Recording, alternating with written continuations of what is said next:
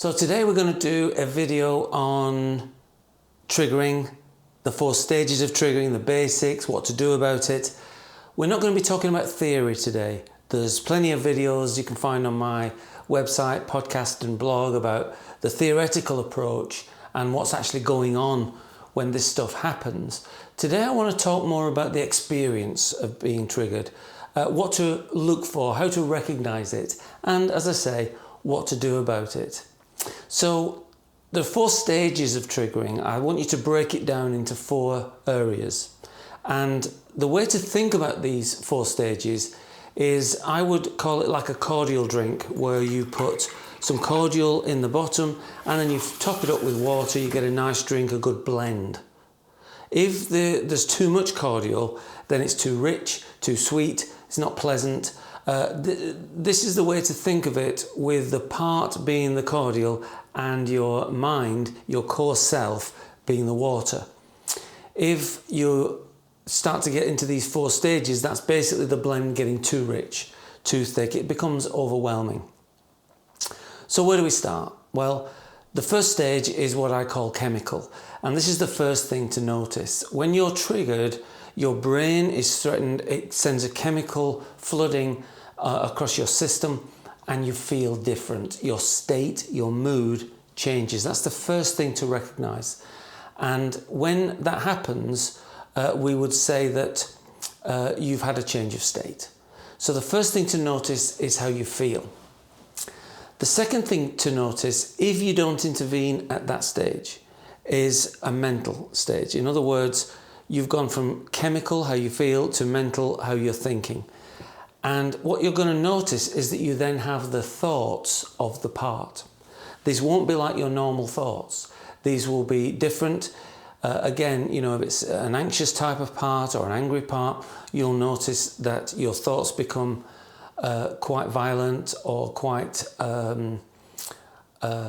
difficult in some ways.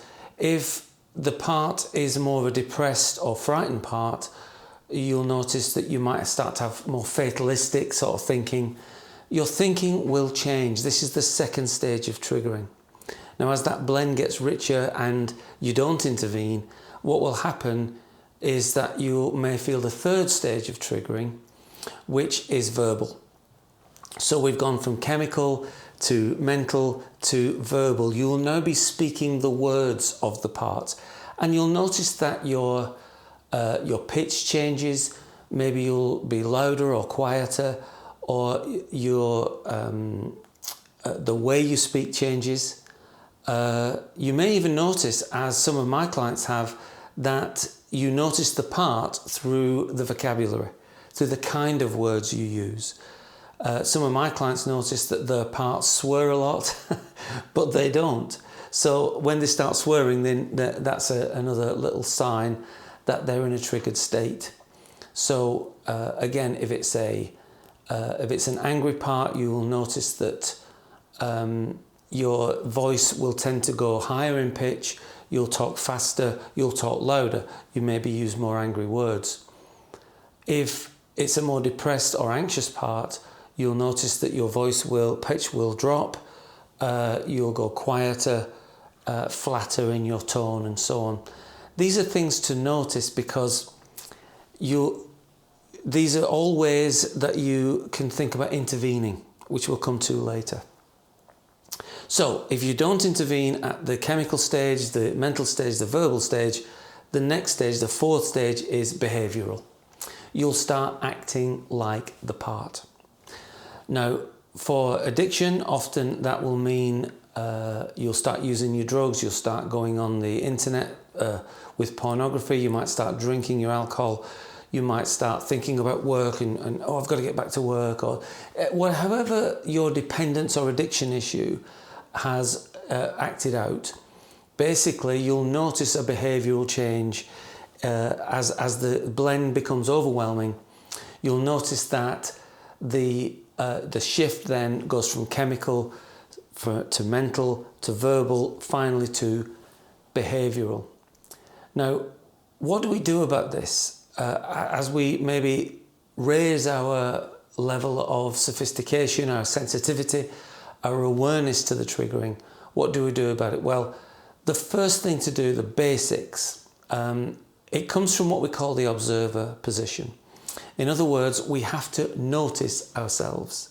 We have to take that observation of ourselves and say, this is what he was talking about. I'm now being triggered.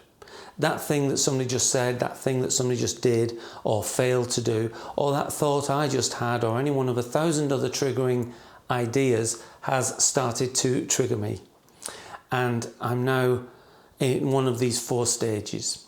What do we do about that? Well, we observe, we notice, we accept that this has happened. And then there are 4 things that we can do which form a basic kind of behavioural idea to what we call re-trigger the adult. That's our aim. We want to get back to the adult state. And we want to feel those wonderful resources that we naturally have in our adult state. We want to be calm, we want to be clear, we want to be curious, we want to be creative, we want to be confident, we want to be courageous, we want to be connected, and we want to be compassionate. And we have access to all those states, but only in our adult core self. So, what's the first thing we do? Well, body language. You'll find that your adult state has a more confident posture. You know, when you look at the army and the navy and the forces, they don't have, shoulders back, chin up and all that. They don't do that randomly. That there's a reason for that. And that's because we are going back into our core posture.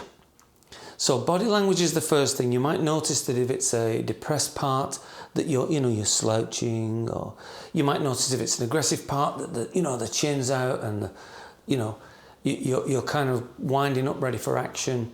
When we get back into our confident, relaxed, calm state, our body language will reflect that. And so the first step of re-triggering the adult is to find that body posture. The second thing is breathing. You'll find that your parts bring a certain physiology, a certain breathing.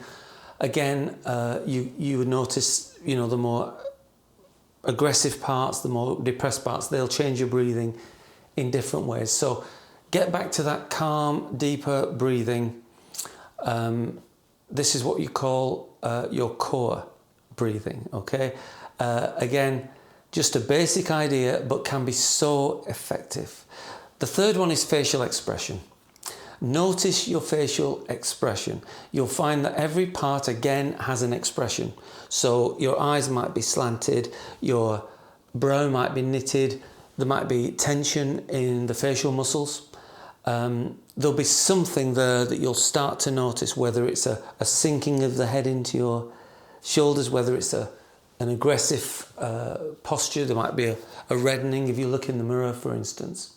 So again, calm your face back into its confident, adult, calm, curious posture. The fourth thing is tone of voice.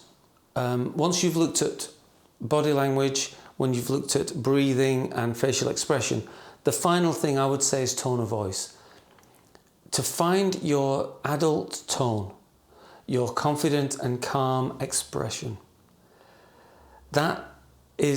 All these 4 things are very tried and tested ways of re-triggering the adult. And again, the proof of the pudding is always in the eating. How do you know when you've achieved this?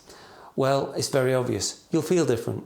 Whatever that feeling that the part brings, you'll notice that it goes away and you revert to a calmer sense of physiology. Your state will change. And of course, the first thing, probably the second thing you'll notice is that you'll handle the situation much, much better. Whatever situation is triggering you, you'll find that even something that you would have considered impossible at one point, I can't do that, I can't handle that, I go to pieces, I lose my head, all of that talk, you'll find that you can handle these situations easily in your adult state. So I hope you got something from that. As I say, there are many other videos on the theory and everything behind this, but today I wanted to do something a bit more kind of hands-on, a bit more practical. So I hope that you achieved and got something from that, and I'll see you on the next one.